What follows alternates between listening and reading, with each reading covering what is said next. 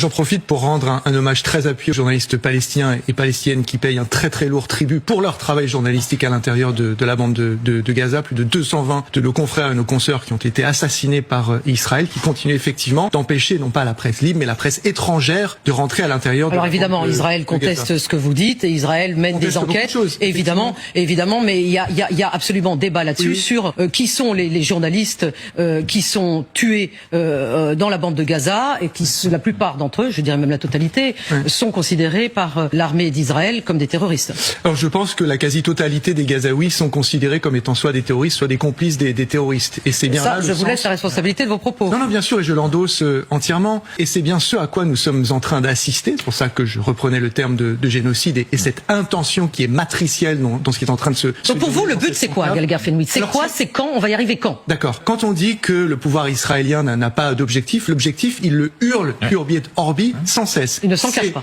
Oui, c'est la réduction de population, l'élimination. Bezalel Smotrich disait il faudrait qu'il reste 100 à 200 ministre d'extrême droite israélien. Donc le choix qui est donné aux Palestiniens de Gaza et en Cisjordanie, qu'il ne faut pas oublier dans une certaine mesure. C'est pour ça que les propos de Donald Trump sont parfaitement faux. Il n'y a pas d'otages retenus en Cisjordanie. Pourtant, il y a 40 000 Palestiniens qui ont été dépossédés et déplacés de force. Le choix qui est donné aux Palestiniens de Gaza, il est très simple, c'est la valise ou la mort. Pourquoi est-ce qu'ils attaquent Gaza? C'est pour forcer cette population à aller vers le sud, afin qu'elle y soit enfermée dans un univers concentrationnel. Je rappelle que ce même ministre de la Défense, Israël Katz, parlait de camp humanitaire. L'expression, parce qu'elle a choqué, a été abandonnée. Et pourquoi est-ce que la diplomatie égyptienne est remontée? Parce qu'elle ne veut pas devenir prestataire, facilitatrice du crime de guerre que serait l'épuration ethnique et donc l'expulsion de 2 millions de Palestiniens, ou en tous les cas ceux qui restent vivants, de cette partie, avec la complicité active des États-Unis et passive des Européens qui pourraient activer des... Nous allons continuer à suivre.